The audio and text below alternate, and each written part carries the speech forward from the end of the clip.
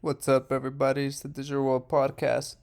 I have quite a few things to share with you today because there's been a lot of news, and I'm sure it's not going to disappoint. So stay tuned.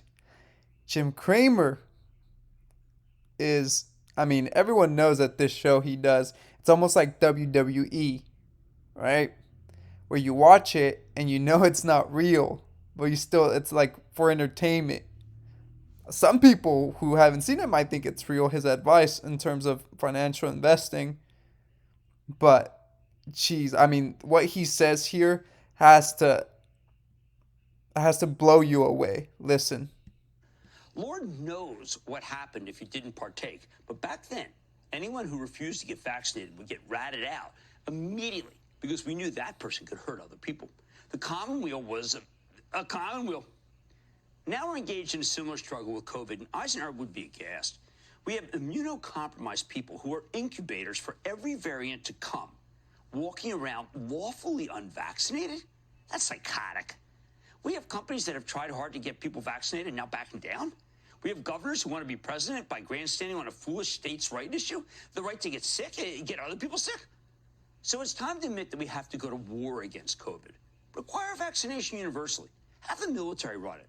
If you don't want to get vaccinated, you better be ready to prove your conscientious objector status in court. And even then, you need to help in the war effort by staying home until we finally beat this thing. Lord. First, there's so much to break down in that clip. But he's basically advocating for a society in which we're running a police state, martial law. Folks, wake up. You know? And I'm not saying that to you guys because I know you guys understand this, but I'm saying for everyone who's, um, not paying attention, wake up and see where this is actually trending.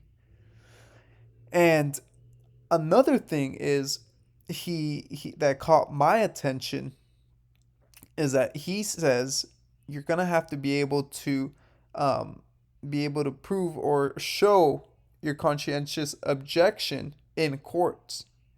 And I think that when this gets serious, because this is not going anywhere, right? We know that this pandemic, we're not returning back to normal. No, no, no, no, no. We're in the midst of a great reset. Okay? And we're going towards a totally different new normal, I guess you can call it that. Um, and it's unbelievable to think that this is what this guy is saying. And who knows how many people watch this show and are listening to this. I just don't have the words to even describe what this whole clip. It's embarrassing, to say the least. Embarrassing.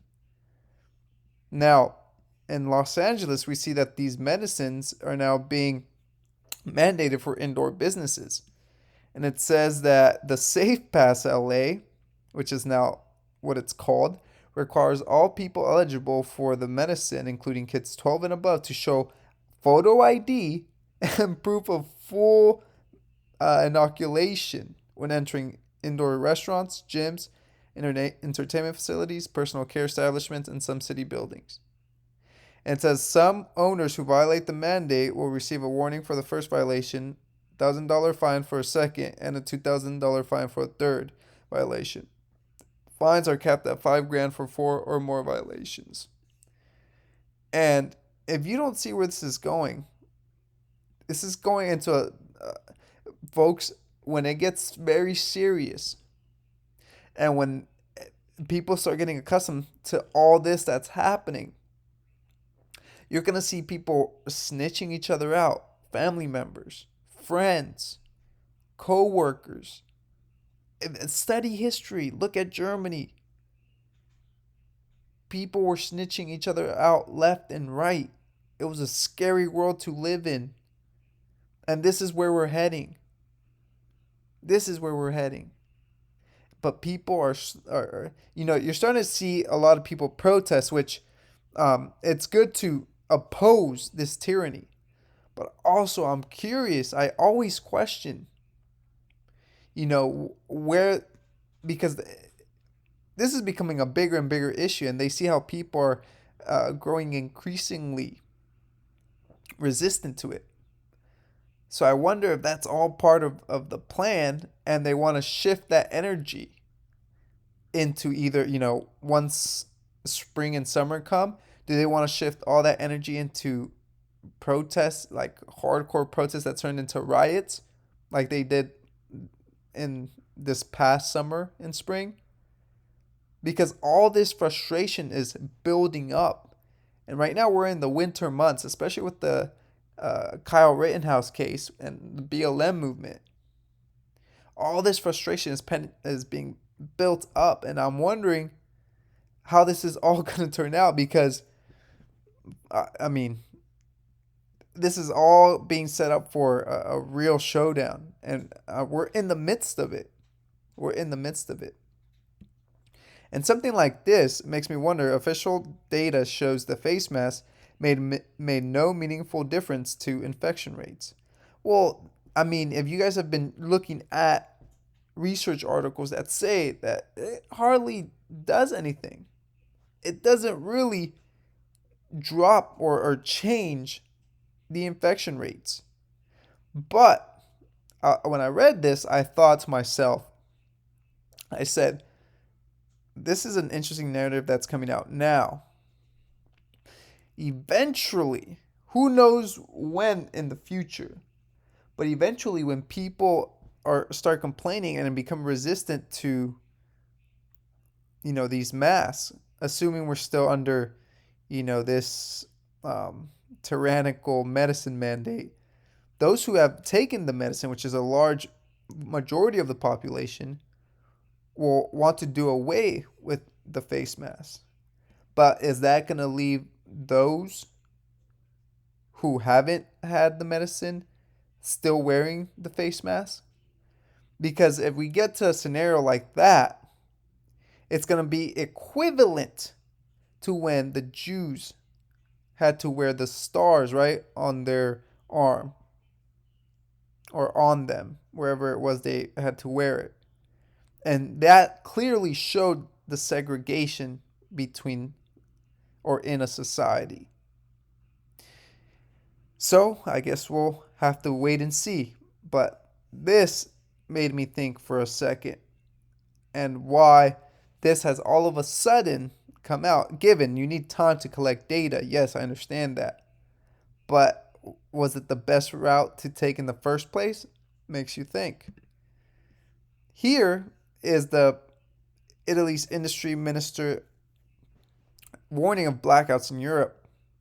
And one thing I've been talking about is supply shortages, blackouts. Blackouts have been something I've talked about from the beginning of this channel. Listen to what he has to say. Al netto, lo ribadisco, dell'esigenza che a livello europeo si definisca un piano. Well, it's in Italian, but here essentially he's talking about the blackouts.